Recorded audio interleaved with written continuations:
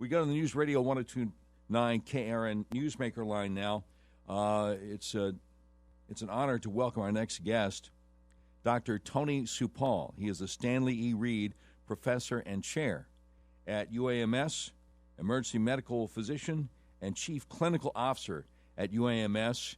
And we come to Dr. Seupaul with very serious questions about the novel coronavirus, otherwise known as the COVID-19. Dr. Seupaul, appreciate you coming on the program with such short notice, sir. How are you today? I'm doing just fine. Glad to be on the show. Thank you very much. Most of the people listening to the Doc Washburn show every day are probably not healthcare professionals, and all they know about this novel coronavirus is what they hear on my show or what they hear in the mainstream media, news outlets. What is the novel coronavirus? How is it different from other viruses in the past, and who should be concerned about it?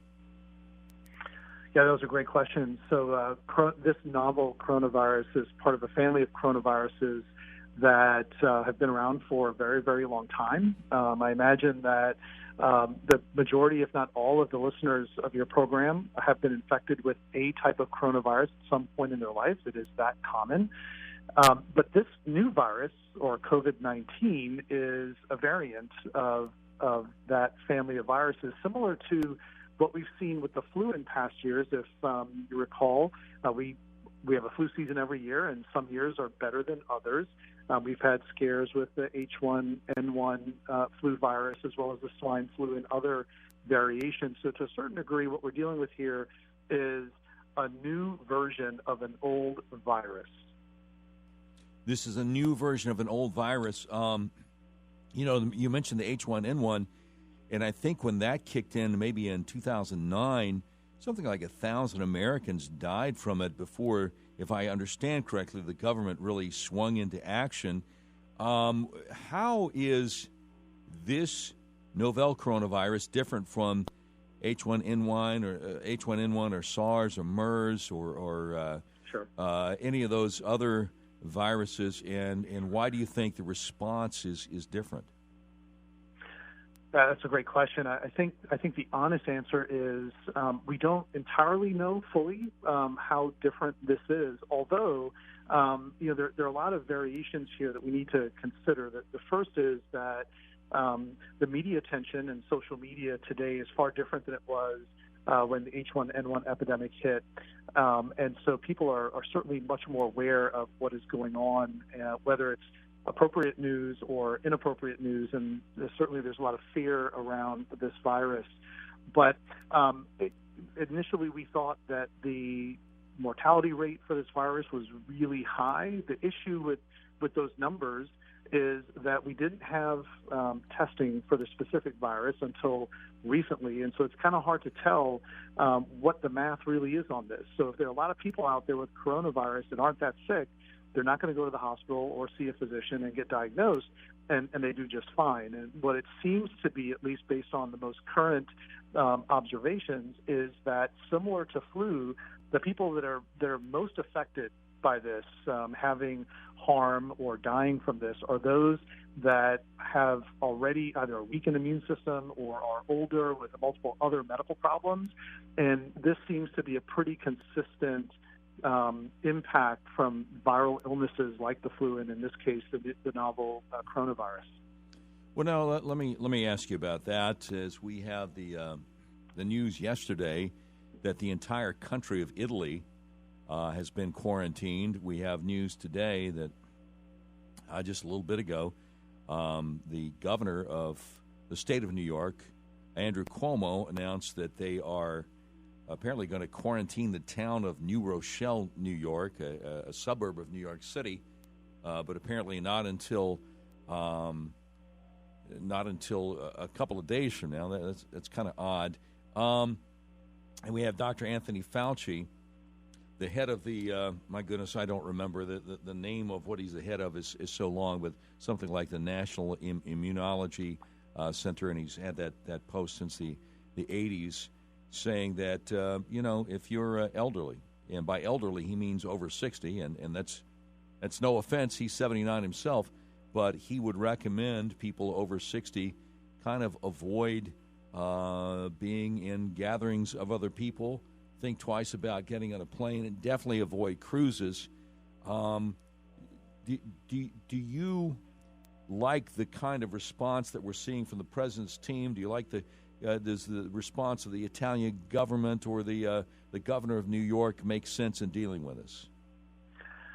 So I think that each has its own unique properties in that when you see what's happening in Italy, they have been deeply impacted by the coronavirus in a way that we're not seeing in some other countries that have the coronavirus, and it certainly doesn't mimic what we're seeing currently in the United States.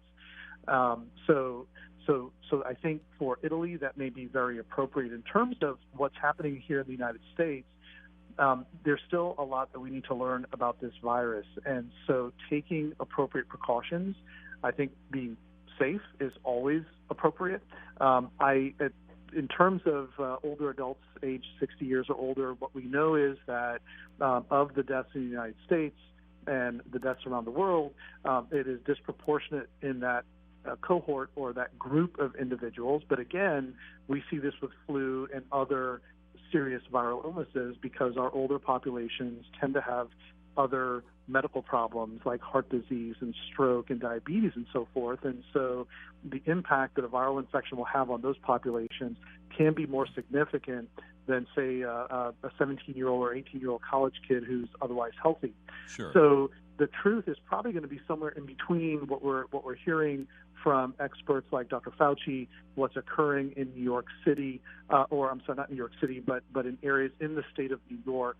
And some of the response, again, is maybe overly cautious and maybe appropriate. We won't know until we have a little bit more longevity on our experience with the novel coronavirus in the United States. I will say this, though, that we knew this was coming. With the number of cases around the world, it was only a matter of time before this hemisphere had cases of coronavirus, and we've had time to prepare. And the quality and history of our healthcare system in the United States puts us in a really good place to be ready for this and minimize the impact of this virus throughout the country. Well, from your lips to God's ears, I certainly hope so. We've been following the Johns Hopkins COVID-19 global cases by the Center for Systems Science and Engineering at Johns Hopkins. Been following their kind of global map the last few days after we found out about it. And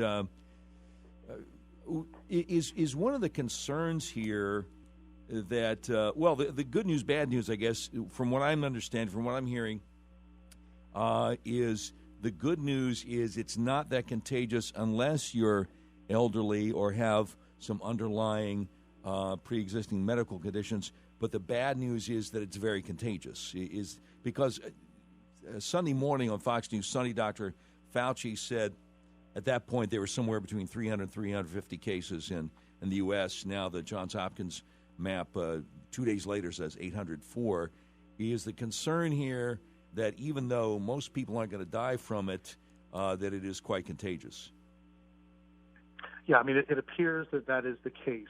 And so, again, until we know a lot more about this virus, we should assume that it is highly contagious, certainly from droplets and perhaps even airborne. And, a lot of what's also being discussed in the news and on social media are contact precautions with surfaces, not touching your face, and these kinds of things. As it turns out, these types of recommendations are the same recommendations we've had for a long time for other infectious agents. So some of, I think, the anxiety and hysteria around this virus is because it is novel, because it has kind of taken the airwaves, so to speak, by storm. But remember that this year the flu has still killed far more people than this novel coronavirus. That's not to minimize the impact of the coronavirus or what we need to do to be ready for it. But we have the methods and the knowledge to help minimize the impact of this disease in this country as well as throughout the world. We're speaking with Dr. Tony Seupaul. He is at UAMS, the chief clinical officer there. Sir, you brought up a very important point. If I could ask you just one more question. Each year, I guess, thousands of people in this country die from your regular garden variety flu. This year is no different. Why do we see the kind of panic and hoarding going on at stores of toilet paper and paper towels and hand sanitizers and that sort of thing in different parts of the country being reported when, as you pointed out, so many more people die every year from the regular flu than what we're seeing with the coronavirus? I mean, look at the Johns Hopkins map, and half of the total confirmed cases have already recovered. Yeah. So I think the novelty of this virus, we're to a certain degree, we're used to having a flu season every year. As a matter of fact, at least here at UAMS and at many other healthcare systems, we get ready for the flu. We get ready for the flu by preparing our staff, getting everyone flu shots, as well as gearing up equipment-wise for the flu. So to a certain degree, it's become part of a cultural norm. Well, coronavirus is not the flu, and and the fact that there's a lot of unknown to the coronavirus. The combination of those things, I think the ability now for people to know a lot more information a lot faster, interpreted in ways that may or may not create a little bit more hysteria, has created these runs on toilet paper and, maybe water and other things. I grew up in Miami, and anytime we thought we were getting a hurricane, the aisles in the grocery stores were empty of all the critical supplies you needed. And this is somewhat similar to that, and we're seeing more of that on social media and in the news. Absolutely. Well, the challenge of somebody who does what I do, or actual journalist, because I'm just a recovering DJ impersonating a talk show host, but the charge for actual journalists or somebody who shoots his mouth off on talk radio every day is not to try to panic people, but to try to get the best information out there possible that is available so people can make their own decisions. And as I mentioned at the outset of our interview, I really appreciate you coming on in such short notice.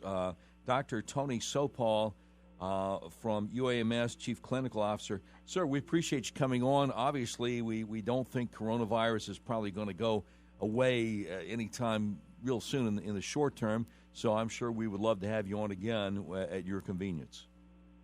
Oh, I appreciate that. Thank you very much. All right, thank you. God bless you, and appreciate you so much. Talk to you soon. All right, thank you. Take care. So there you have it. It's my job to try to get the best information out to you that's available as quickly as I can.